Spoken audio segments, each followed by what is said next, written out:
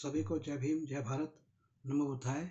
मैं निखिल सबलानिया आज बाबा साहेब डॉक्टर भीमराव अम्बेडकर जी की पुस्तक बुद्ध और उनका धम्म, द बुद्ध एंड हिज धम्म का भाग 43वां प्रस्तुत करने जा रहा हूँ। इससे पहले के भाग आप देख सकते हैं हमारे चैनल पर। इसके बाद के भाग यदि आ गए हैं तो वह भी आप देख सकते हैं। आज दिनांक आई थिंक 11 जनवरी की सुबह हो गई है। प्रातःकाल 4 बजे का समय है, वर्ष 2025। तो हम पढ़ रहे थे बौद्ध जीवन मार्ग, जो कि पुस्तक का तीसरा भाग है। उस बौद्ध जीवन मार्ग, ये पुस्तक के चतुर्थ खंड का तीसरा भाग है। अगर आप गौतम प्रकाशन की बुक लें तो उसमें पृष्ठ 257 से तीसरा भाग शुरू होता है। क्योंकि इसके अनुवादक भद्रंतानंद कोसलायन जी हैं, तो सबने, जितने भी प्रकाशक है, सबने उनका अनुवाद ही प्रकाशित कर रखा है, तो लगभग सबका समान ही होगा।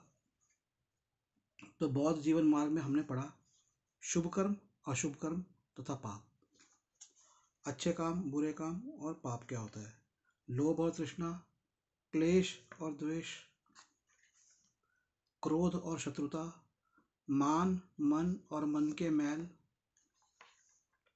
अपना आप और आत्मविजय, बुद्धि, न्याय और संगति। बुद्धि, न्याय और संगति एक लंबा अध्याय था। और उसके बाद अब हम पढ़ेंगे चित्त की जागरूकता और एकाग्रता, कि अब ये सब जितनी भी बातें थी कि अच्छे काम करना, शुभ कर्म करना, अशुभ कर्म नहीं करना, मतलब बुरे काम नहीं करना, पाप नहीं करना, क्लेश ना करना, द्वेष नहीं करना, करुणा रखनी, ये सारी जो चीज़ें हैं ना, ये सब आपको चित्त की जागरूकता और एकाग्रता से प्राप्त होंगे। तो ये इसका अंश 8 है। इसमें हम और भी आगे पढ़ेंगे अप्रमाद और वीर्य, अंश 9, दुख और सुख, दान तथा दया, 10, 11 पे ढोंग और 12 पे सम्यक मार्ग का अनुसरण, थोड़ा सा लंबा होगा। और एक और है अंश 13, सद्धम के साथ मिथ्या धम को मत मिलाओ। तो मेरा अनुरोध है कि आप इसके पहले वाले जो वीडियो हैं वो सारे देख लेते हैं, कि मैं इसमें ज़्यादा व्याख्या नहीं करूँगा। ठीक है, आप नंबर नोट करें 8527533051, 8527533051। एक और नंबर है 8851188170, 8851188170। एक व्हाट्सएप नंबर है 844117, मैं भूल गया, खैर कोई बात नहीं। आप एक वेबसाइट हमारी नोट करें nspmart.com, nspmart.com। यहाँ से आपको बौद्ध धर्म की पुस्तकें मिल सकती है। यदि दान देना हो कार्यों के लिए तो आप संपर्क करें। मैंने अभी थोड़ी देर पहले ही इससे भाग 42 बनाया था, तो मैं थका हुआ हूँ। और दिल्ली की ये बहुत ही ठंडी रात है, जनवरी की। तो पर मुझे लगता है कि ये पुस्तक का 259वां नहीं, पुस्तक का अब ये 200 मतलब 408 पृष्ठों में से पुस्तक के लगभग 265 पृष्ठ पूरे हो चुके हैं। तो 266 पे आ गए हैं। पुस्तक पूरी करनी है। सन 2012 में शुरू करा था इसको, पुस्तक का पाठ मैंने, और अब सन 2025 आ गया, 13 साल का समय हो गया। 12 और 14 तक कुछ हिस्से किए, लगभग 33 हिस्से, तो 34वां हिस्सा अब 2025 से शुरू किया है। अब ये आप जो सुन रहे हैं ये 43वां 43rd हिस्सा है। मैं फटाफट पढ़ूंगा, इम्पॉर्टेंट बात आपको बता दूंगा, पर ध्यान से सुनिएगा। चित्त की जागरूकता और एकाग्रता। प्रत्येक कार्य करते समय जागरूक रहो। प्रत्येक काम में सोच विचार से काम लो। हर विषय में अप्रमादी और उत्साही रहो। तो हर काम करते हुए जागरूक रहो, ध्यान से करो, ध्यान से बोलो, ध्यान से सुनो, ध्यान से चलो, ध्यान से ड्राइव करो, ध्यान से पढ़ो, ध्यान से धम्म सुनो। प्रत्येक काम में सोच विचार से काम लो। हर काम को सोच विचार के करो। Think twice before you say, think twice before you write, think twice before you do anything. Okay? हर काम करने से पहले 2 बार 3 बार जितनी भी जरूरत है सोचो। हर विषय में अप्रमादी और उत्साही रहो। अप्रमादी मतलब कि कुछ भी विषय मतलब कोई भी बात है उसमें उछलो कूदो मत। कि खुशी हो गई तो पागल हो गए, दुख हो गया तो राग में चले गए। राग में इस पे एक चैप्टर है पहले जो मैं बता चुका हूँ। तो दुख में ये नहीं, बहुत लोगों की आदत होती है अबे हमेशा रोते रहेंगे यार, हमेशा। उनको खुशी हो भी कैसे, वो कैसे खुश होंगे समझ ही नहीं आता। ठीक है, तो ऐसे मत बनाओ। तो बहुत शिक्षा ये भी है कि भैया प्रसन्न रहो। ठीक है, चलो, और उत्साही रहो, जीवन में उत्साह रखो। मैं भी एक अपने आप को ना एक मेंटल जोन में, एक जोन में रखता हूँ। अगर मैं उस जोन से हट जाऊं तो सारे जीवन के दुख ऊपर आ जाते हैं।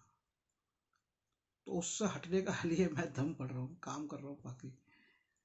तो ये नहीं कि मैं उनसे भाग रहा हूँ। भाई आप राग कब तक रहोगे? अब जो होना है कभी जीवन में आपके हो गया, समस्याएं आ गई, चली गई। अब मैंने तो आपसे बोल दिया कि भाई धम दान करो। आप कहेंगे अरे ये तो दान मांग रहा है, तो क्या है ये वो किताबें बेच रहा है ना? ऐसे ही सोचते हैं ना सब। तो आप YouTube के ऊपर मेरे वीडियो पूरे सुनना, इस वीडियो के अलावा अतिरिक्त कार्य देखना, और देखना कि इतना कार्य किसने किया है।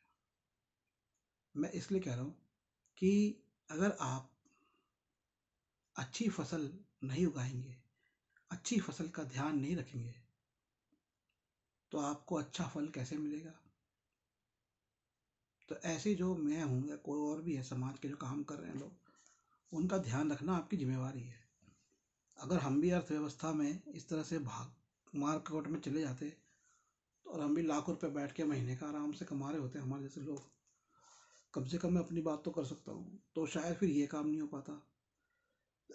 लेकिन उस लाखों रुपए की जरूरत होती है जीवन जीने के लिए। तो आप, मैंने जैसे कहा कि असली जो धन है वो धम है। तो धम, आप चलो मैं धन की बात भी नहीं करता, पर जो असली धन अगर धम है तो कम से कम इस धम को आप सुनो, इसका संग्रह करो। और जैसे पूंजीवादी सिद्धांत है कि पैसा बांटने से, पैसा लगाने से बढ़ता है, इस धम को लगाओ। धम को लगाने का अर्थ नहीं है बुद्ध विहार बना के कमाई करो, शिक्षा बांटो इसकी। और पिछला वाला वीडियो देखिए 42, उसमें मैंने इस पर बहुत अच्छा बताया है इस बारे में। यही बहुत जीवन मार्ग है। तो एक बहुत जीवन मार्ग क्या है? प्रत्येक काम के करते समय जागरूक रहना, सोच विचार के काम करो, हर विषय में अप्रमादी और उत्साहित रहो। जो कुछ हम हैं, यह सब कुछ हमारे विचारों का ही परिणाम है। यह हमारे विचारों पर ही आधारित है, यह हमारे विचारों से ही निर्मित है। यदि आदमी बुरे विचारों से कुछ भी बोलता या करता है तो वह दुख भोगता है। यदि आदमी पवित्र विचारों से जो कुछ बोलता या करता है तो उसे सुख मिलता है। इसलिए पवित्र विचार महत्वपूर्ण है। पहले भी एक ऐसा सूत्र आया था कि मनुष्य वो होता है जो सोचता है। तो अच्छा सोचोगे अच्छा परिणाम मिलेगा, अच्छा अच्छा होगा, बुरा सोचोगे बुरा बुरा होगा। पिछले वीडियोस में मैंने इसी सूत्र का जो अर्थ निकल रहा है, भाव पे बड़ी अच्छी व्याख्या दी है, उसे आप सुने। विचारहीन मत बनो, विचारवान बनो। विचारहीन, ये जो विचारहीनता है ना, ये आधुनिक युग के अंदर, मैंने एक पुस्तक निकाली श्रम का विभाजन, कि काम को जब हम सीमित दायरे में करते हैं तो हम विचारहीन हो जाते हैं। तो जो हमारी आज की पद्धति है काम की, जिसमें श्रम का विभाजन है, फैक्ट्री मैन्युफैक्चरिंग है, ऑटोमेटेड मशीनें हैं, एआई है, ये आपको पूरा विचारहीन बनाएंगे। तो विचारहीन नहीं बनना, ठीक है, इन सब से दूर रहना है। विचारवान बनो। दलदल में फंसे हुए हाथी की तरह अपने आप को पाप में मत उबारो। ठीक है, जैसे हाथी भारी होता है, तो पाप की वजह से भारी हो गया तो डूब गया, तो ऐसे अपने आप को आप पाप में मत डालो। आदमी को चाहिए कि अपने चित्त की रक्षा करे। चित्त, चित्त क्या होता है? आत्मा। चित्त क्या होता है? चेतना। चेतना, आपका चित्त, आपका मन, उसकी आपको रक्षा करनी है। और वो मन और चित्त क्या है? समग्र रूप से जो आपके शुभ कर्म है, समग्र रूप से जो आपकी अच्छी बुद्धि पैदा होती है, उससे जो आपका धीरज पैदा होता है और विवेक पैदा होता है। तो विवेक को पिछले वीडियो में इंग्लिश में मैं बताना चाह रहा था कि धीरज तो हो गया आपका पेशेंस, और विवेक हो गया डिस्क्रिशन। तो वो पैदा होता है सोचने समझने की, अच्छे बुरे की शक्ति, विवेक, डिस्क्रिशन। आदमी को चाहिए कि अपने चित्त की रक्षा करे। तो बुरे कर्मों से बचाओ, चित्त की रक्षा करो। इसकी रक्षा करना आसान नहीं है, बिल्कुल सही बात। यह जहाँ चाहे वहाँ ले जाने वाला है, किंतु चित्त की रक्षा सुखदायिनी है। तो सुख देने वाली है चित्त की रक्षा। काम भोगों से बचाओ, क्लेश से बचाओ, राग से बचाओ, लोभ से बचाओ, तृष्णा से बचाओ, अविवेक से बचाओ, अधैर्य से बचाओ। तो जितनी भी ये मैंने और भी कई बातें बताई है, उन सब से बचाओगे तो चित्त एकदम उसकी मन की रक्षा करो। अविद्या से बचाओ। अविद्या के ऊपर, अविद्या सबसे बड़ा मैल बताया भगवान बुद्ध ने। जिस प्रकार ठीक से ना छाई गई छत में पानी घुस जाता है, उसी प्रकार यदि चित्त साधना विहीन है तो उसमें राग प्रवेश कर जाता है। तो चित्त की साधना है ये सारी अच्छी बातों का पालन चित्त की साधना है। अगर ये नहीं होगी, उसमें छेद रह गए, कमी रह गई, तो क्या होगा? उसमें क्या प्रवेश करेगा? छत में तो पानी प्रवेश करता है, चित्त में क्या प्रवेश करता है? राग। रोंदू बन जाओगे, रोते रहोगे, कुड़ते रहोगे, ईर्ष्या करते रहोगे, जलते रहोगे। हमेशा मन में रहेगा ये नहीं हुआ, वो नहीं हुआ, ऐसा नहीं हुआ, वैसा नहीं हुआ। सारे जीवन के सुख चले जाएंगे राग राग से। ठंड बहुत है, मैं ग्लव्स लेके बैठा हूँ, तो मैं ग्लव्स पहन लेता हूँ। मेरे हाथों में भी बहुत ठंड हो रही है। हालांकि मैंने कैप भी रखी है, पर मैं थोड़ा वीडियो बनाते हुए कैप नहीं लगाता, कोशिश करता हूँ कि ना लगाऊँ, शक्ल सारी ढक जाती है उससे। तो थोड़ा सा आप मुझे समय दीजिए। तो अब मैंने आपसे कहा है कि आप मेरे को फ़ोन कर लिया करें, एक बार तो बताइए। कई लोग कमेंट कर रहे हैं यूट्यूब पे, लेकिन फ़ोन करके ना एक बार बताइए आपको क्या अच्छा लगता है, क्या बुरा लगता है। धम सुनने में क्या आनंद मिलता है। धम की बहुत महिमा है, धम सुनिए।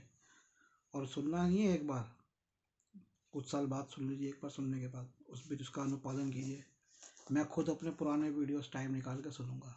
हालांकि मैं तो पढ़ता हूँ, तो मुझे ध्यान रहता है, फिर भी मैं सुनूंगा। मैंने कहा नहीं, एक बार और, फिर अगले 10 साल बाद फिर सुनूंगा उसको।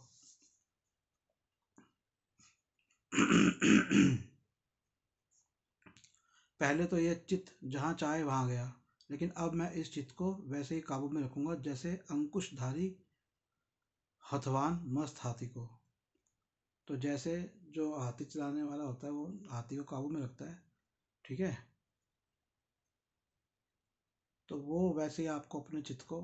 और यहाँ पर एक घोड़े का भी पहले एक किताब में प्रसंग आया था कि मन को वैसे रखना है काबू में, जैसे एक घुड़सवार घोड़े को रखता है, ठीक है। तो पहले कैसा भी रहा हो चित्त, इधर भागे उधर भागे नहीं, काबू में करना है। मैं चित्त को काबू में ना करूँ तो इतना ध्यान, इतना कर सकता हूँ क्या? ये बनाना, डालना, शेयर करना, सीखना नहीं कर सकता।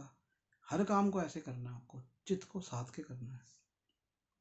पहले तो ये चित्त जहाँ चाहे वहाँ गया, ठीक है। आगे सुनते हैं।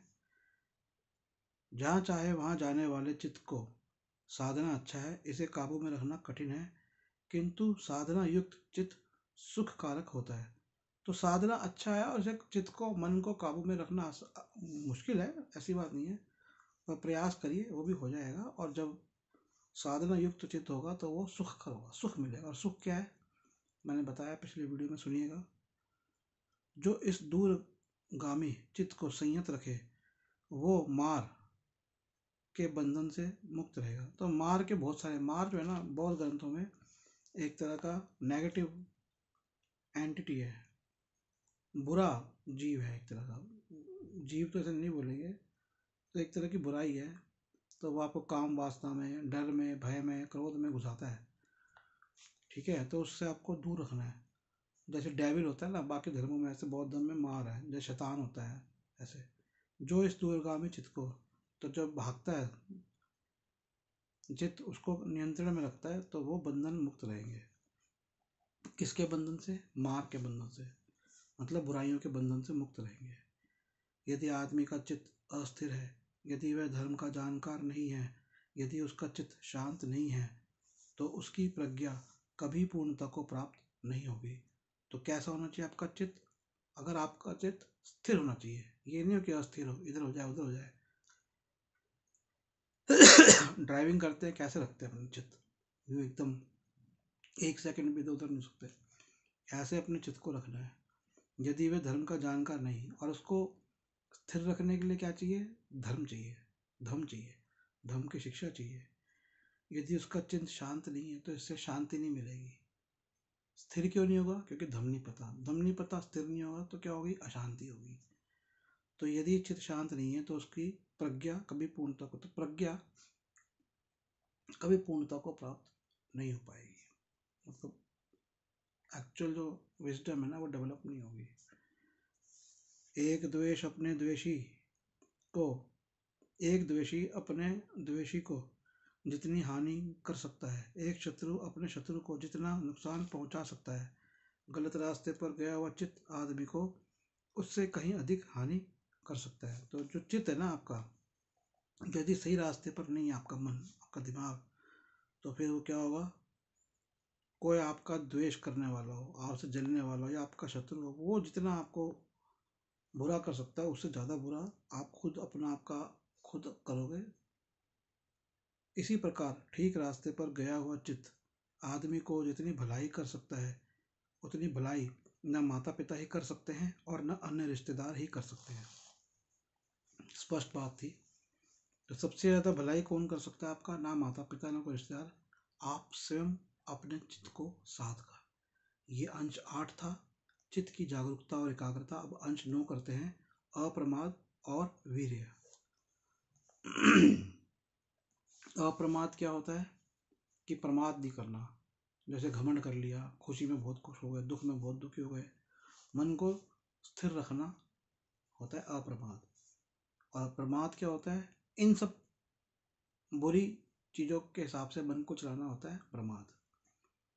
जब अप्रमादी प्रमाद को जीत लेता है तो शोक मुक्त हुआ वह स्वयं शोकग्रस्त मानव जाति को प्रज्ञा रूपी प्रसाद पर चढ़ा हुआ ऐसे देखता है जैसे कोई पर्वत शिखर पर चढ़ा हुआ बुद्धिमान आदमी नीचे तलहटी में खड़े हुए मूर्खों को देखता है। तो ये सूत्र पहले भी आ चुका है, दोबारा है। अब यहाँ पर यही है कि जो प्रमाद से मुक्त हो गया वो शोक मुक्त हुआ। तो वो जो शोकग्रस्त मानव जाति है उसको प्रज्ञा रूपी प्रसाद पर, तो उसमें जो प्रज्ञा हुई, तो प्रज्ञा एक तरह का प्रसाद है। अब मैंने क्या कहा कि धम को धन मान लो और धम को बांटो, धम को बांटो, धम की शिक्षा। तो प्रसाद लोग बांटते तो मीठा प्रसाद ही हो। आप धम बांटो, पुस्तक के रूप में बांटो, बातचीत करके बांटो, संस्थाएं बना के बांटो, तो वो आपका प्रज्ञा रूपी प्रसाद है। तो प्रज्ञा रूपी प्रसाद प्रसाद पर चढ़ा हुआ ऐसे देखता है जैसे किसी पर्वत शिखर पर चढ़ा हुआ बुद्धिमान आदमी नीचे तलहटी में खड़े हुए मूर्ख को देखता है। ठीक है। जब आप में प्रज्ञा होगी तो आपको लोगों की फिर एक्चुअल मूर्खता और कमियां समझ आने लगेगी। पर कितना टाइम लगेगा ये विजडम पैदा होने में, ये प्रज्ञा? मैं बताऊं, 20 साल, 20 साल लग जाता है कम से कम। वो भी तब जब धम पढ़ोगे और धम का अनुपालन करोगे। इसलिए जो पहले के ज़माने में जो भगवान बुद्ध का जो संघ था उसमें किसको बनते बनाते हैं, मतलब हेड मॉन्ग, मॉन्ग किसको बनाते हैं? ऐसे तो कोई भी आके संन्यास ले सकता था, लेकिन वो टीचर जो बनेगा, पढ़ाने वाला, उसके लिए 20 साल का उसको अनुभव जरूरी होता, धम का ज्ञान और अनुभव। और मैं अपने अपने अनुभव के हिसाब से बता रहा हूँ। प्रमादियों को अप्रमादी, सोते हुए को जगाने वाला ऐसे ही पीछे छोड़कर चला जाता है जैसे शीघ्रगामी अश्व दुर्बल अश्व को। ये पहले भी आ चुकी है। तो आपको अपने प्रमाद को खत्म करना है। ठीक है। प्रमाद में मत पड़ो, काम भोगों में मत फंसो। आप अप्रमादी ही ध्यान लाभ करता है। तो अप्रमाद जब होगा तभी जो ध्यान का लाभ है। अब ध्यान क्या है? ध्यान बहुत बड़ी चीज है। ध्यान शब्द से बना जैन, जैन, ध्यान, झन झना से झन, वो झन नहीं है, वो ध्यान है। और ध्यान की ही अपना दर्शन है कि ध्यान क्या होता है। ये ध्यान ही तो चीज है जो कि जीवों में होता है। अटेंशन, ध्यान। कभी बाद में इस पर चर्चा होगी, किताब में आई, वरना अन्यथा उसके अतिरिक्त। प्रभात में मत पड़ो, काम भोगों में मत फंसो, अप्रमादी तो ऐसा व्यक्ति है जो प्रमाद में नहीं पड़ता, काम भोगों में नहीं फंसता, वही व्यक्ति अप्रमादी ही ध्यान, तो ध्यान का लाभ उसे मिलता है। क्योंकि प्रमाद में हो गए, काम भोगों में हो गए, तो ध्यान तो कर ही नहीं पाओगे, ध्यान रख ही नहीं पाओगे, अपने मन का ध्यान, चित्त को साधने का ध्यान नहीं कर पाओगे। तो ध्यान का जो लाभ है, अब यहाँ पे देखिए, ध्यान को एक नाउन, एक संज्ञा की उपमा दी हुई है। It is a tool to achieve something, और उससे कुछ लाभ होता है। जैसे मैं आपको जो बोल रहा हूँ, ये ध्यान है। आप कोई भी काम करते ध्यान से करते हैं ना, उस काम का कोई तो लाभ होता है। तो ध्यान क्या चीज़ है? तो ध्यान को भी आप साध सकते हो, ध्यान को भी आप समझ सकते हो। असल में ध्यान, जो मुझे अब तक समझ में आया, ध्यान एक बहुत गहरी चीज़ है। वो, उसको पहुंचना के लिए बहुत कठोर मानसिक परिश्रम, कठोर अनुपालन और भय से बहुत दूर होना शुरू होता है। मान लो आप ध्यान लगा रहे हो और ध्यान के अंदर आपका जो चित्त है, जो मन है, वो कहीं ना कहीं बहुत गहराई में चला गया। अब मैं ये तो नहीं कहूँगा कि वो शरीर से अलग हो गया, पर मैं कहूँगा बहुत गहराई में चला गया, वहाँ से निकल पाना मुश्किल है। तो वो एक कुएं के समान होता है। तो वहाँ से निकलने के लिए पहले तो पुण्य कर्म बहुत करने पड़ेंगे। पहले ध्यान की साधना, साधना, ध्यान नहीं, ध्यान की साधना, मतलब ध्यान को साधना मतलब सीखना, ध्यान को सीखना मतलब सीख तो लिया, अब साधो। साधना क्या होता है? साध माने उसे पकड़ बनाना, उसमें निपुण होना। तो ध्यान की साधना प्लस अनुपालन, अनुशासन से, किसका? सारी अच्छी टीचिंग्स का, अच्छी बातों का, जो धम्म में सिखाई गई है, वैसा कर्म, मन सा वचन सा कर्म सा वैसा होना तो बहुत मुश्किल होता है। तब जाके ध्यान की परिस्थितियाँ आती है, जैसे स्वप्न में भविष्य देखना, होने वाली समस्याएं पता लग जाना, पूर्वाभास होना, डेजावू जिसे बोलते हैं, इंट्यूशन जिसे बोलते हैं, ये सब ध्यान से आते हैं। और फिर वो परिस्थिति की ध्यान लगाते हैं तो कई चीज़ें आपको फिर समझ में आती है। वो हर एक के व्यक्तिगत अपनी अपनी चीज़ें होती हैं। तो वो एक प्रैक्टिस है, playful practice of your mind, खेल की तरह है वो। उसमें घुसना नहीं है, मज़े करना है खेल में मज़ा आता है, ध्यान होता है ना खेल में। क्रिकेट में खेलते हो, बॉल आ रही है तेज स्पीड पे, तो पूरा ध्यान वो 100 की स्पीड पे एकाग्र होते हो, तो ध्यान है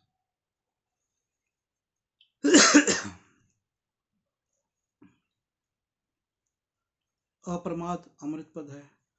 प्रमाद तो मनुष्य के ही समान है, मृत्यु के ही समान है। जो अप्रमादी है वे नहीं मरते, और जो प्रमादी तो मरे समान ही होते हैं। तो अप्रमाद क्या है? वही अमृत है, अमृत पद है। अमृत का जो पद है, या अमृत की जो सीढ़ी है, या अमृत का जो पाठ है, वो असली अमृत मतलब क्या बताया गया है कि अब तो अमृत हो गया भैया, अमृत रस, अमृत अमृत अमृत। क्या है अमृत? अमृत है अप्रमाद। तो अप्रमाद अमृत पद है, प्रमाद मृत्यु के समान है। क्योंकि जहाँ प्रमाद हो गया ना, वहाँ अपने अपने चित्त को खो दिया, और जहाँ चित्त खो गया वहाँ केवल शरीर रह गया। तो सिर्फ जहाँ शरीर है वहाँ पर क्या है? मृत्यु के समान है। जो अप्रमादी है वे नहीं मरते, और प्रमादी तो मरे समान ही होते हैं। ठीक है।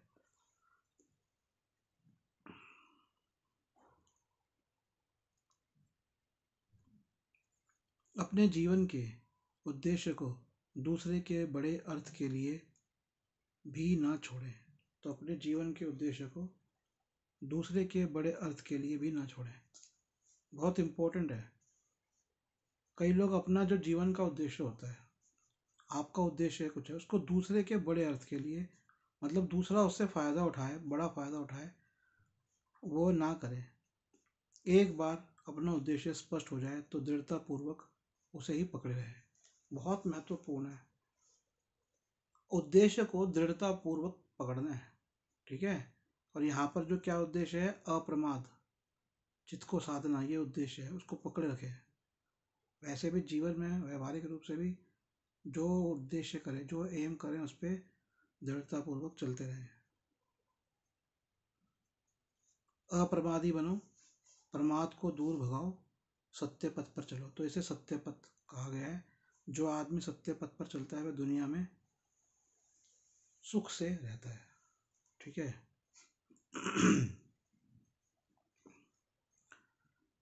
मैं कुछ दिमाग में सोच रहा था, आपको बताता हूँ, ध्यान से चला गया। देखिए ध्यान तो वो दोबारा मैं आपको बताऊंगा, आएगा दिमाग में तो। प्रमाद एक कलंक है, तो बहुत बुराई है प्रमाद। सतत प्रमाद एक काला धब्बा है। निरंतर प्रयास और प्रज्ञा की सहायता से प्रमाद रूपी विषैले तीर को निकाल बाहर करो। तो प्रयास करो, बुद्धि की सहायता से, प्रज्ञा से। प्रज्ञा अलग है, बुद्धि अलग है, प्रज्ञा से आप करो।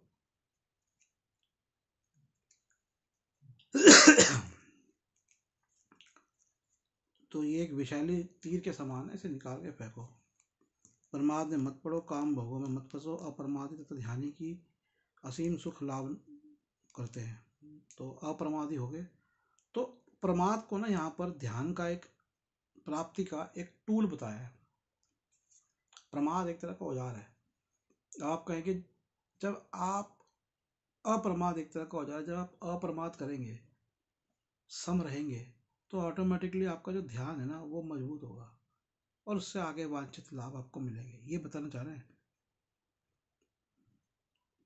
यदि कोई अप्रमाद युक्त आदमी जागरूक रहता है, यदि वह विस्मरणशील नहीं रहता, यदि उसकी चर्या शुद्ध है, यदि वह विवेक से काम लेता है, यदि वह संयत है तथा उसका आचरण धर्मानुसार है, तो उसका यश बढ़ता है। मेरे को ध्यान आ गई जो मैं आपको बात बताना चाह रहा था, इसका मैं आपको थोड़ा सा अर्थ बता देता हूँ कि जो ऐसा आदमी होता है जो कि अप्रमाद वाला होता है, जागरूक होता है, ठीक है। अब यहाँ पर एक शब्द है विस्मरणशील। विस्मरणशील, देखिए स्मरणशील तो हो गया जिसकी याददाश्त सही रहती है। इसको हम ज़्यादा ध्यान नहीं देते, क्योंकि ध्यान नहीं करते, क्योंकि पहले काफ़ी चीज़ें शील से संबंधित मैं आपको बता चुका हूँ।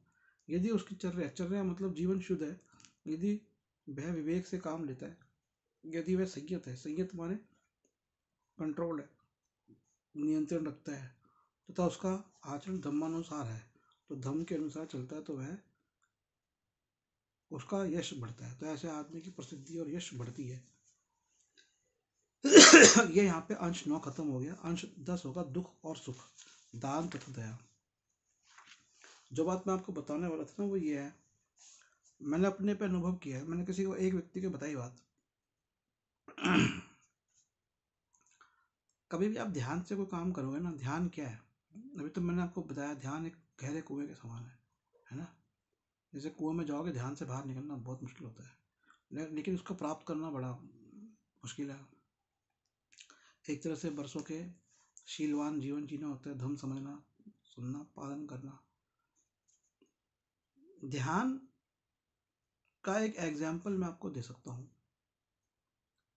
आप कभी किताब पढ़ते हो ना, तो आप पढ़ते हुए घड़ी भूल जाओ, मतलब समय का बोध खत्म हो जाए, आपको समय का बोध नहीं रहा, तो फिर आप घड़ी को देखना कुछ समय बाद, तो दो चीज़ें आपको समझ में आएगी। एक तो ये कि जब तक आपके दिमाग से समय का बोध खत्म हो गया, उस अंतराल के दौरान आपने, मान लो उस अंतराल में अगर 4 पेज पढ़ते थे तो आप 10 पेज पढ़ दोगे।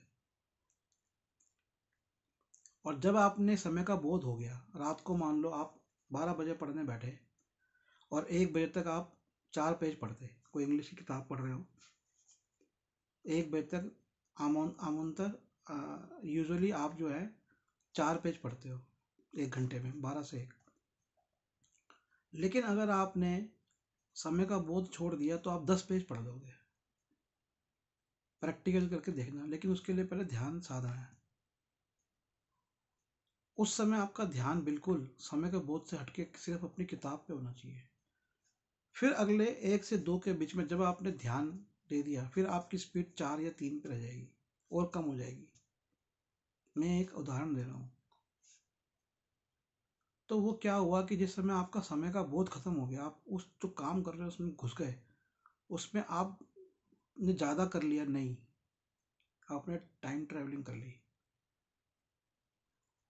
तो इसलिए मैंने एक पुराने वीडियो में एक विदेशी दार्शनिक, बिल्कुल वेस्टर्न एजुकेशन वाले दार्शनिक का बताया कि उन्होंने ये कहा है कि हम जो टाइम ट्रैवलिंग वगैरह सब कर रहे हैं, स्पेस पे जा रहे हैं, लेकिन 2500 साल पहले जो बुद्ध धर्म आया ईस्ट में, भारत का एरिया ईस्ट कहलाता है उनके हिसाब से, उनके पास ऐसी मेडिटेशन, ऐसी साधना, ऐसी चीज़ें, ऐसे ज्ञान था जो कि आपको कहीं भी ले जा सकते थे।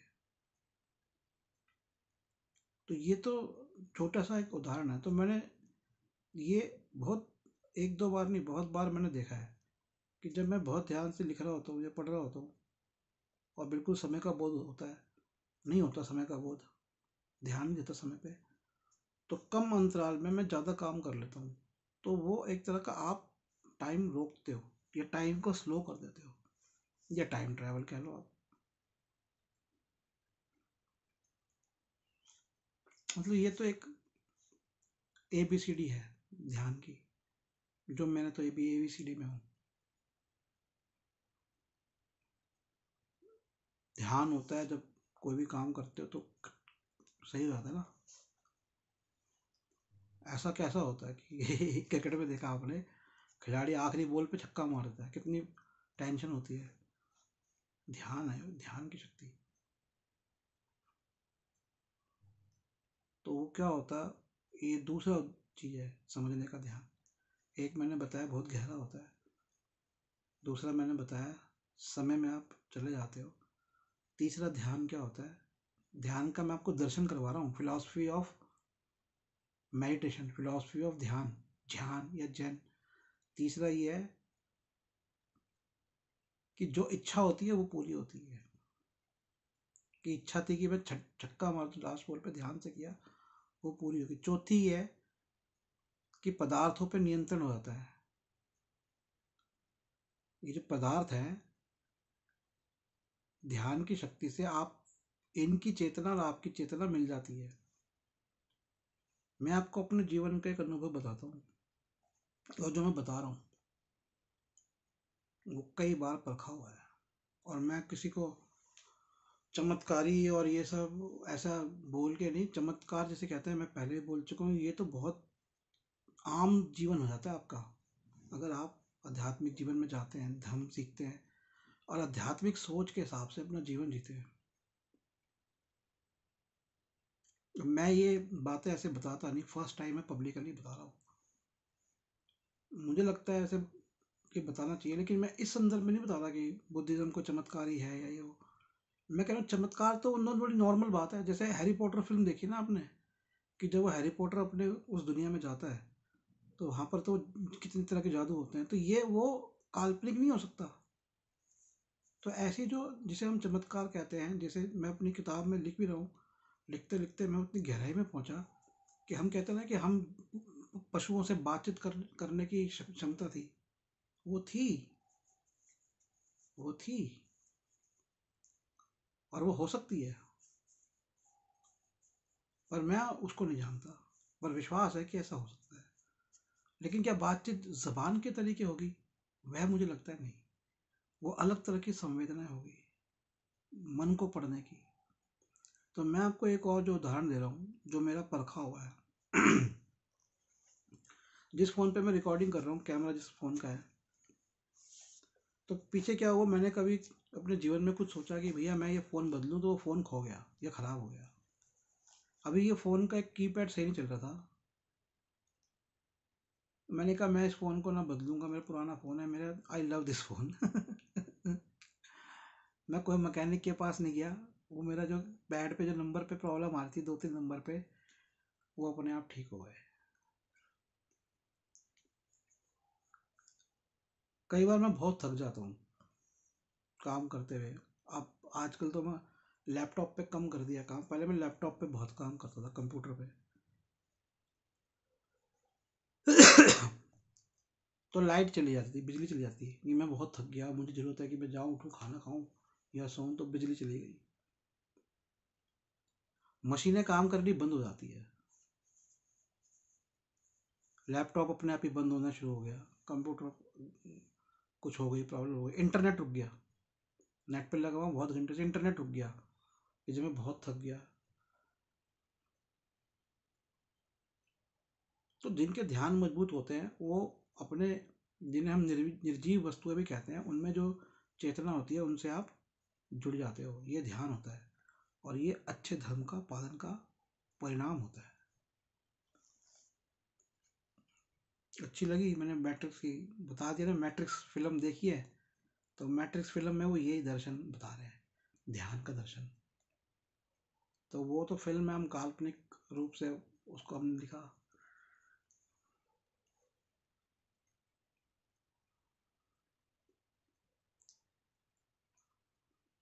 पर वैसा हो सकता है क्या?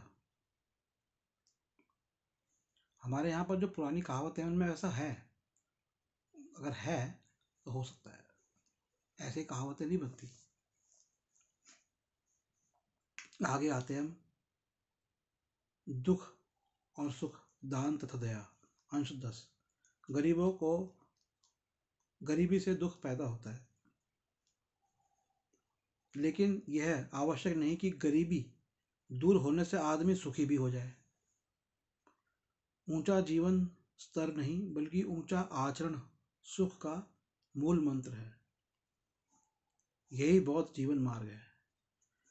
मैंने पिछले वीडियो में बाबा साहेब जी के जीवन से संबंधित बताया था कि एक व्यक्ति जिसको उन्होंने इतना ऊंचा चढ़ाया, बाबा साहेब अम्बेडकर जी ने, उस व्यक्ति ने उनका कैसे अपमान किया चंद रुपयों के लिए। बाद में उसकी बेटी ने भी किया।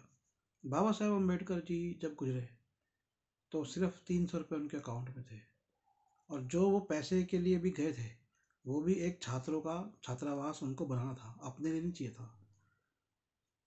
तो आज आप देखते हैं कि बाबा साहेब जी का क्योंकि ऊंचा आचरण रहा है, तो आज उनका प्रशंसा है, उनके नाम है।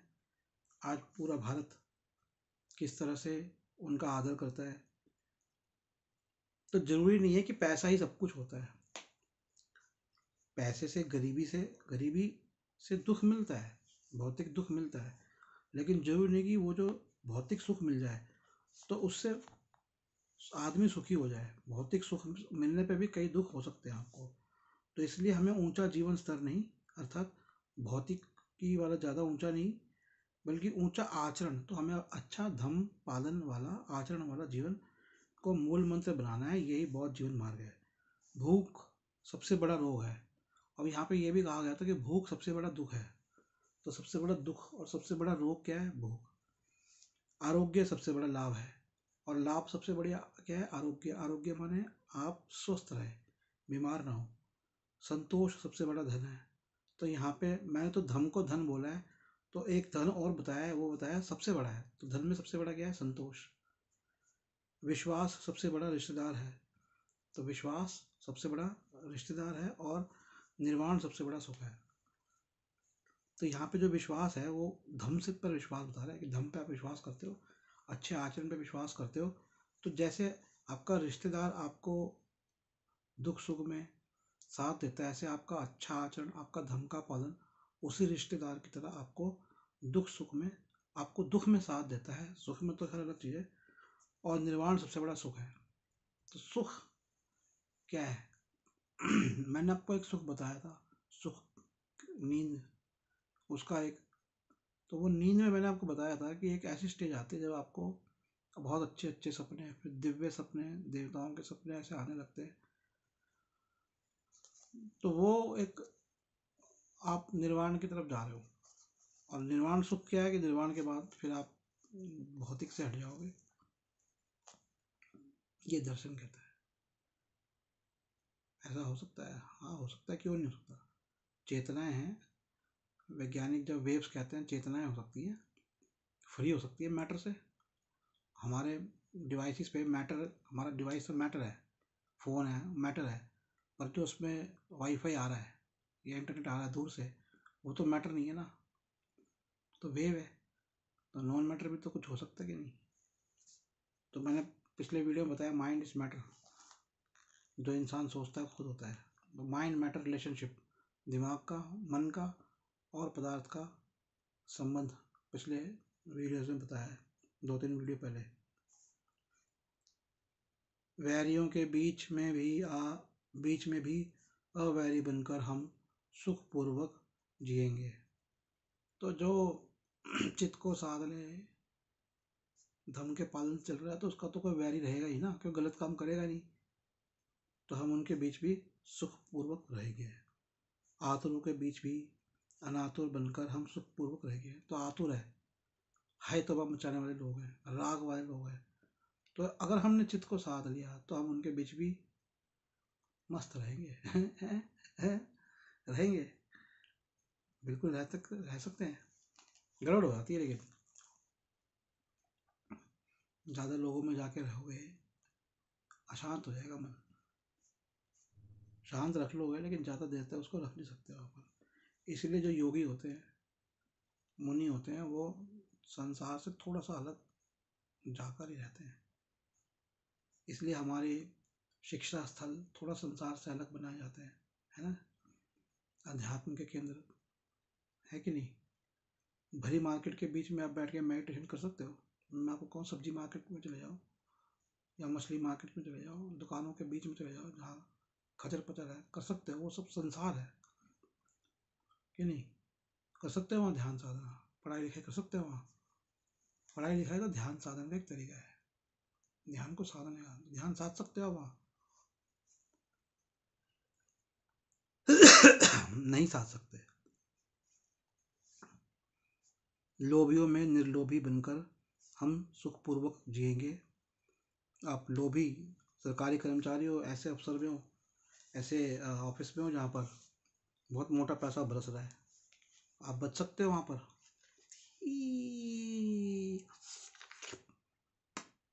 बच जाओगे। बचोगे।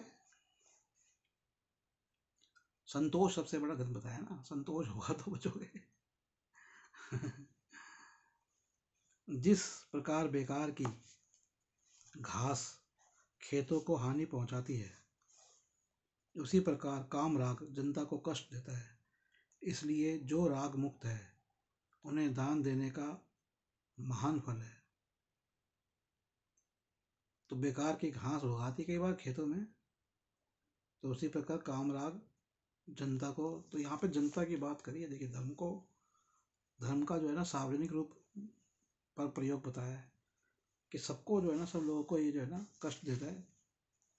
क्या चीज? काम राग। काम मतलब समझ रहे हैं आप, काम वासना, काम, और राग माने रोना पीटना, ईर्षा, नेगेटिव थिंकिंग। इसलिए जो राग मुक्त है उन्हें दान देने का महान फल है।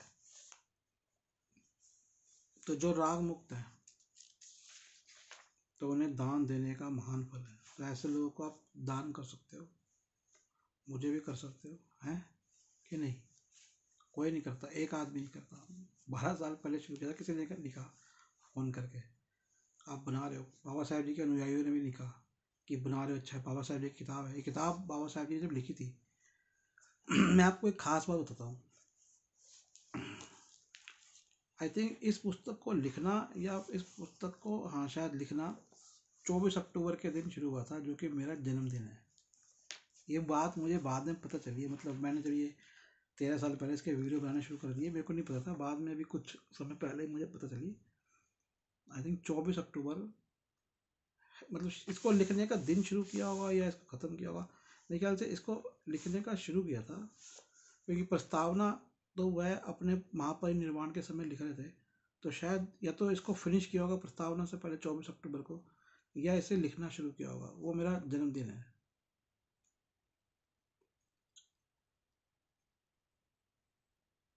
तो इसको छापना चाहते थे, 20,000 रुपये की जरूरत थी। सरकार में उन्होंने कहा था कि भाई दो, लेकिन उनको मिले नहीं, क्योंकि उनका मन था कि 2,500 वर्ष बौद्ध धर्म के पूरे होने थे विश्व में। तो एक कार्यक्रम था, नेहरू जी ने भी बहुत बड़ा कार्यक्रम मनाया था। आप लोगों को मैं थोड़ा सा एक इतिहास बता दूं कि राजेंद्र प्रसाद जी ने उस कार्यक्रम का विरोध किया था। जब भारत के प्रथम राष्ट्रपति थे, उन्होंने बौद्ध धर्म के 2,500 वर्ष का इतना विरोध किया था। और भी कुछ कांग्रेस के नेता थे, तो वो या उनमें से एक नेता तो ऐसे थे कि उन्होंने पर्चे तक बंटवाए थे। और जब दलाई लामा यहाँ आए, तो दलाई लामा जी को बदनाम करने में पूरी हिंदू मीडिया लग गई। उच्च वर्ण की जो हिंदू मीडिया है, ऊंची जाति वालों की हिंदू मीडिया, अखबार। अब धर्म में तो मांस के ऊपर कुछ समस्या नहीं है, तो वो मांस खा लिए, तो उसको मुद्दा बनाया। आज भी बनाते हैं कि दलाई लामा मांस खाते हैं। तो वो एक हिंदू गुरु बोलता है कि ऐसे तो बोध हो नहीं सकते, उनका अपना धर्म है, आप कैसे बोल सकते हो। आप अपने आपके धर्म के अंदर, हिंदू धर्म में, हमारे जो है राजस्थान में भैरव बाबा की पूजा होती है, तो नवरात्रों में तो बकरे चढ़ते हैं। तो आप एक ही जगह के संप्रदाय के धर्म को पूरा हिंदू धर्म बना दोगे तो ये तो कोई बात ही नहीं है ना। है कोई बात? काली के नहीं चढ़ते, नेपाल में नहीं चढ़ते, बकरे नहीं चढ़ते, भैंसे नहीं चढ़ते, मांस नहीं खाते? क्या वो हिंदू हिंदू नहीं है वो? क्या बेकार की बकवास की बातें लगा रखी है आप अपनी कृषि प्रधान व्यवसाय को बढ़ाने के लिए शाकाहार का प्रचार करते हो। आप मांसाहार और मांस पे चलने वाले जो करोड़ों लोग थे भारत के, उनको नष्ट करने का प्रचार करते हो जब आप मांस शाकाहार की बात करते हो। यदि इस पृथ्वी पर सभी शाकाहार हो जाए तो इतनी ज़मीन ही बचेगी जितनी खेती चाहिए। कोई भी खेती बिना छोटे जीवों को, सूक्ष्म जीवों को मारे बिना नहीं होती। तो दलाई लामा एक नाई के पास गए, तो ये जो बातें मैं आपको बता रहा हूँ, भंते संरक्षित ब्रिटेन के व्यक्ति थे, प्रथम विश्व युद्ध में उन्होंने भाग लिया, भारत में तब रहते थे और भिक्षु बने थे 50 के दशक में। तो उनकी कई सारी किताबें हैं, ऑडियो फॉर्म में भी सुन सकते हैं। तो तो मैं उनकी किताबें भारत में मंगवाना चाहता हूँ, इंग्लैंड में बहुत महंगी है। अब आप धन दोगे तो मंगवा के रख लूँगा अपने पास, कम से कम संग्रह हो जाएगा। तो वो उन्होंने ये सब लिखा हुआ है, सारा इतिहास लिखा हुआ उस समय का, बहुत काल क्या क्या हुआ जब 2500 वर्ष मनाए गए। राजेंद्र प्रसाद जी ने विरोध किया। कायस्थ थे राजेंद्र प्रसाद जी, जो कायस्थ है ना, कायस्थ के बारे में अगर आप ब्राह्मणों के विचार सुनोगे तो ब्राह्मण और कायस्थों में बड़ी प्रतिस्पर्धा रही है। तो कायस्थों को ब्राह्मण कहते हैं काला कौआ, ऐसा एक, आई थिंक अभिनव ठाकुर है उनका नाम, ऐसे कुछ नाम है, एक ऑथर है, उनकी मैंने किताब पढ़ी थी। किताब का नाम मिल नहीं रही, किताब मैंने लाइब्रेरी में थी वो। किताब का नाम था करप्शन इन एंशिएंट इंडिया। मेरे फेसबुक पे मैंने उसको शायद पेज डाला होगा, उसके अंदर है। तो क्या है ना कि कायस्थों का ये हो गया कि एक तो वो किसी वर्ण में कहते हैं, हम किसी वर्ण में नहीं, ऐसा नहीं है। ब्राह्मण उनको शूद्र मानते थे, वे अपने आप को शूद्री, वे अपने आप को क्षत्रिय, ब्राह्मण या अलग ही मानते हैं, बहुत उच्च मानते हैं। क्या थे नहीं थे मेरे को ये नहीं पता, लेकिन कोर्ट केसेस करके जैसे यादवों को शूद्र बना दिया गया, ऐसे यादव भी क्षत्रिय थे और वो कोर्ट केसेस उन्होंने किए। कई केसेस में साउथ में उनको क्षत्रिय माना, नॉर्थ में उनको यादव को शूद्र बना। कायस्थों को ऐसे ही केसेस के अंदर शूद्र बना दिया गया। तो अब होता क्या है कि जब एक आप वर्ग आप पे दमन कर रहा होता है आपका, और जब आप प्रतिस्पर्धा करके उसके बराबर आते हो तो आप उस दमनकारी का रूप धारण कर लेते हो। इसीलिए जो कायस्थ हैं वो आज सारे आरएसएस के जो प्रचारक हैं उसमें कायस्थ, प्रवक्ताओं में कायस्थ। तो ये तो वो थे, और आरएसएस तो है शाश्वत ब्राह्मण, शाश्वत ब्राह्मणों का है, चित पावन ब्राह्मण जो कहते हैं हम कश्मीर से यहाँ पर आए, उनका है वो संगठन। तो और वो कहते हैं हम सबसे ऊंचे ब्राह्मण। तो मैं इस पे नहीं जा रहा कौन ऊंचा है नीचा है क्या है, जात पात पे नहीं जा रहा, मैं ये बात समझाने की कोशिश कर रहा हूँ। मैं उनको मुक्त कर रहा हूँ दोष से, राजेंद्र प्रसाद जी को, क्योंकि यहाँ पर वर्ग प्रतिस्पर्धा के कारण एक वर्ग, अब हम नाम भी हटा देते हैं, हम उसका फिनोमिना को समझते हैं कि होता क्या है। एक वर्ग जो दबा हुआ होता है वो जब प्रतिस्पर्धा में अपने दमन करने वाले वर्ग के बराबर आने की कोशिश करता है तो वो दमन करने वाले वर्ग का खुद रूप धारण कर लेता है और ज़्यादा तरह से दमन करता है वो। अब उसका तो दमन नहीं करेगा, क्योंकि उसका दमन करेगा तो कॉन्फ्लिक्ट हो जाएगा। अब वो किसका दमन करेगा? जिसका वो वर्ग बाकी जिन वर्गों का दमन करता है, तो वो उसका रूप धारण कर लेता है और ज़्यादा। इसलिए एक वर्ग जो हम जैसे कायस्थ वर्ग की बात हो रही है, ऐसा ओबीसी के अन्य वर्गों में भी देखने को मिलता है। जैसे चौरसिए हो गए, जैसे कुम्हार हो गए, तो जब भी दलितों पे अत्याचार करना होता है तो फिर ब्राह्मण नहीं करते कहीं भी। जाट हो गए, हालांकि जाट तो रजवाड़े रहे हैं, पर ये वो वर्ण है, ये वो वर्ग है जिनको ब्राह्मणों ने दबा के रखा। और जब ये प्रतिस्पर्धा में उनके बराबर आते हैं तो ये फिर अपने से जो कमज़ोर थे या जिनको वो दबाते थे उनको और ज़्यादा अच्छी तरह से दबाते हैं। इसलिए ज़्यादातर जो घटनाएं होती हैं वो ऐसी होती है। तो वो दलाई लामा जी ने एक नाई को मोटा पैसा दे दिया। एक नाई आया उनके बाल काटने, तो कितना उनका मतलब बदनाम करते हैं। अब दलाई लामा कौन है? दलाई लामा तिब्बत के अंदर जो धार्मिक और प्रशासनिक राजकीय उपाधि होती है वो एक ही व्यक्ति को मिलती है, अर्थात ही इज द किंग। और तिब्बत भारत से बड़ा है क्षेत्रफल में। It's a rich country, natural resources वगैरह कई चीज़ें यहाँ पर। तो धन तो था ना, अब इतना बड़े देश का राजा आप मानिए, अगर वो नाई को थोड़े पैसे दे दे ज़्यादा, तो आप अच्छा कहिए ना उसको कि भैया देखो ये नाई को इतना पैसे दे दिए, तो इनके अंदर करुणा है, उनमें दान की भावना है ना। अब यहाँ का थोड़ी ना है कि नाई काटेगा तो कहेंगे अहम ब्रह्मो हमसे पैसे लेगा, जा बेटा पुण्य कमा लिया है, ऐसे तो नहीं ना। उसका भी अखबारों ने बुरा बना दिया, दलाई लामा जी को बदनाम कर दिया। अभी हाल फिलहाल में अब वहाँ पे तिब्बत में ना जीभ से ऐसे करके कुछ वहाँ का एक करुणा प्रकट करने का तरीका है, वो दलाई लामा जी ने कर दिया। उनको पता नहीं क्या क्या पूरी विदेशी मीडिया, तो ये प्रपंच चल रहे हैं, ये बहुत षड्यंत्र चल रहे हैं धर्म को बदनाम करने के। हर कोई करता है। बेचारे तिब्बत ने कोई आक्रमण नहीं किया। तिब्बत क्या था आपको पता है? जो तिब्बत है वो कमजोर नहीं था। 7 मंगोल स्टेट थे, 7 मंगोल बहनें, जैसे मंगोल राज्य थे, मंगोलिया, तिब्बत, ऐसे इन्होंने चीन के आसपास और कई थे। 7 स्टेट्स थे मंगोलों के, 7 राज्य थे, और ये सारे मंगोल एक थे, और सबसे खूंखार थे मंगोल।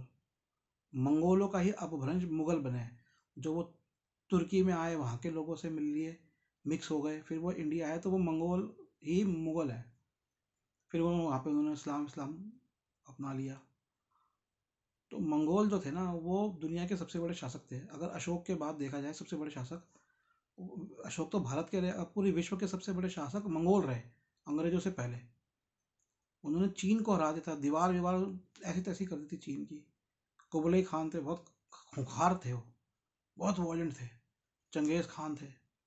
तो उन्होंने अपनाया बौद्ध धर्म कि अब हम हिंसा का रास्ता छोड़ेंगे।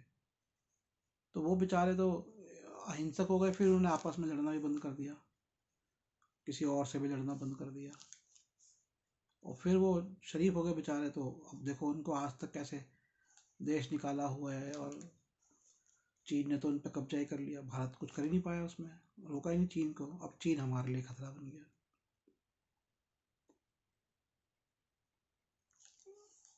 लेकिन पाप तो आता ही है, चीन पे भी आएगा ही, जो उन्होंने किया है उसका। तो अब हम आगे पढ़ते हैं।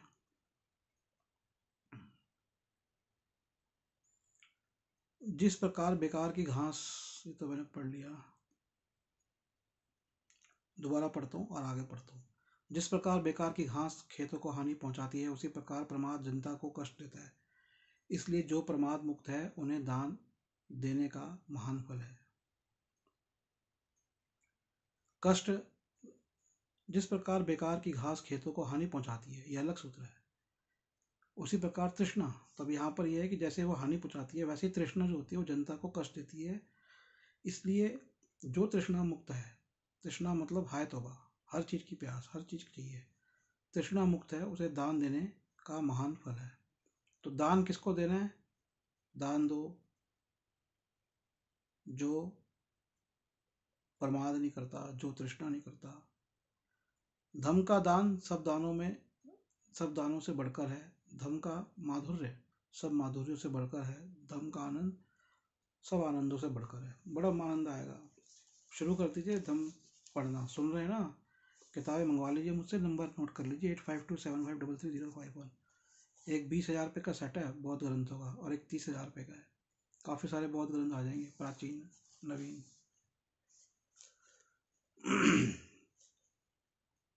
जय से वैर पैदा होता है। जय का अर्थ मैंने बताया था, महाभारत को जय भी बोलते हैं, जय गाथा जब बोलते हैं, महाभारत की गाथा था युद्ध।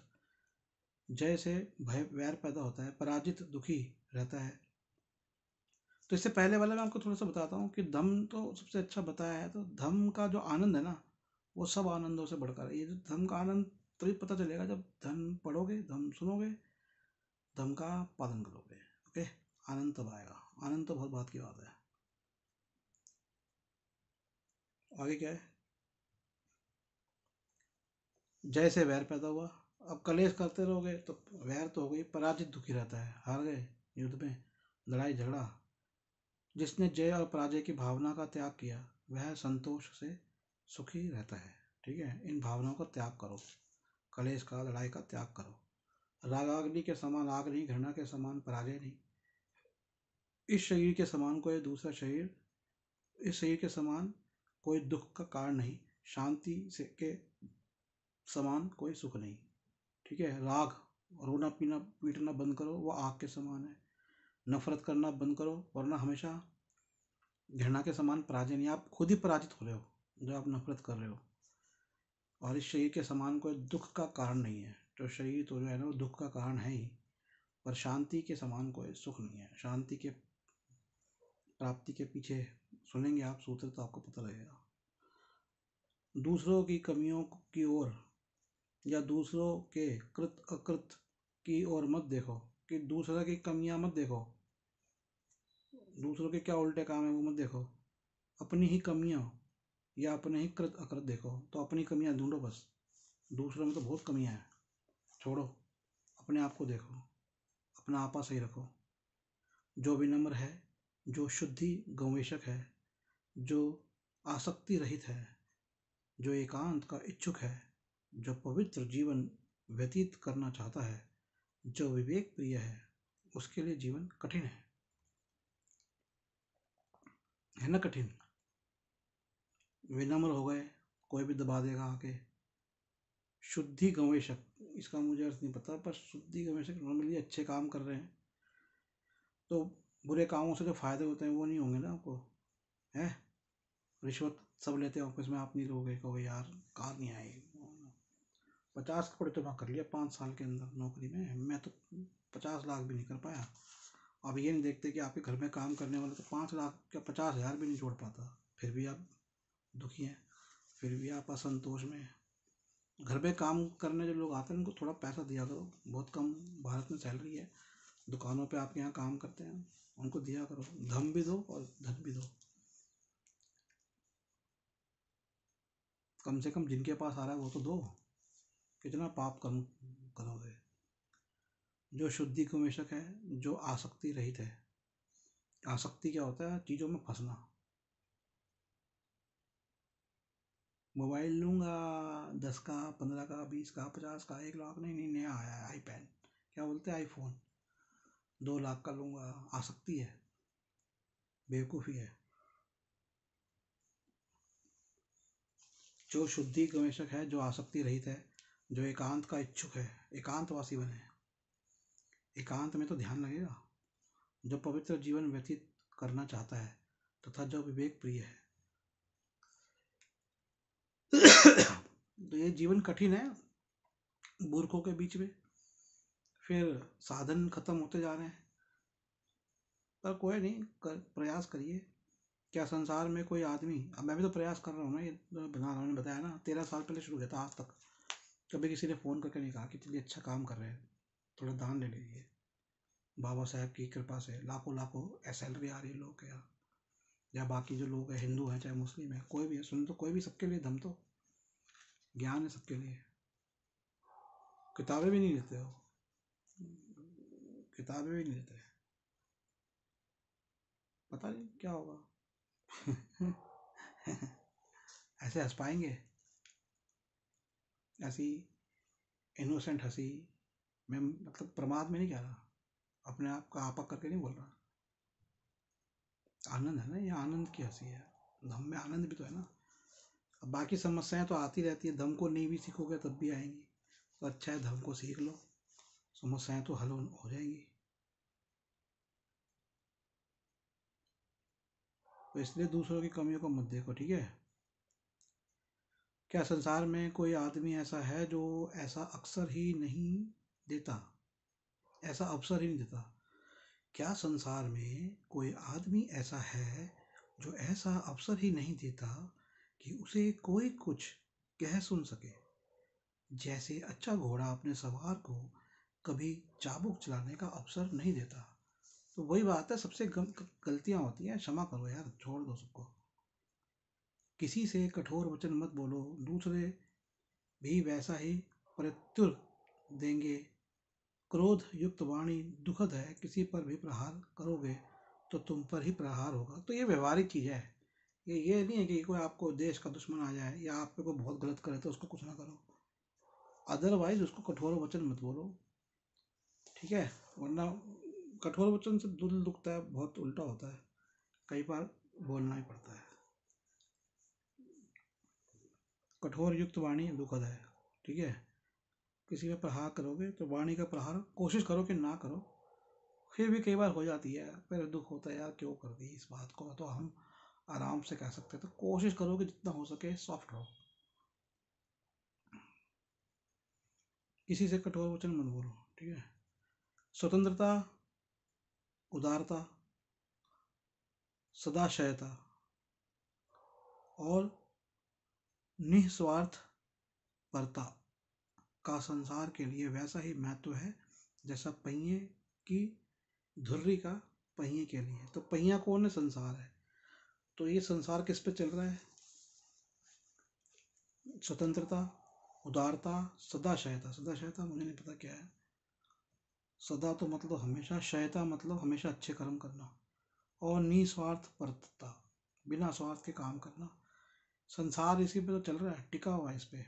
धम्म चक्र, चक्र के पहिए क्या किस चीज के बने हुए हैं? स्वतंत्रता, उदारता, सदाशयता और निस्वार्थ परता। स्वतंत्रता दो सामने वाले को, उदारता बड़ा दिल रखो, अच्छे कर्म करो, और हमेशा मतलब से काम मत करो। मतलब ये है कि यही बहुत जीवन मार्ग है। इसके बाद के वैसे दो रह गए हैं, तीन रह गए हैं, तो उसको हम आगे करेंगे। मोबाइल नंबर नोट कर लें, 8527533051, 8527533005। एक और नंबर है 8851188170, 8851188170, और वेबसाइट है nspmart.com, nspmart.com। तो आप सब सुखी रहे, भले रहे, अच्छे कर्म करते रहे। पढ़ने में ना मेरे को सिरदर्दी ज़्यादा होती है, अपने जीवन के बारे में बताने में सिरदर्दी नहीं होती, बहुत सिरदर्दी का काम होता है। ऐसे जब फोकस करते हैं ना उस पर, लेंस के ऊपर बात करते हैं, बहुत आंखें खिंच जाती है, लेकिन ध्यान से करना पड़ता है ना, ध्यान का जोर पड़ता है, ध्यान का शरीर पे भी जोर पड़ता है, तो शरीर को भी स्वस्थ रखना होता है। चलिए, अब मिलेंगे हम इसके भाग 44 में, पार्ट 44। ये था भाग 43, 43। धन्यवाद। जय भीम, जय भारत। नमो बुद्धाय। सबको मेरा दिल से प्रणाम।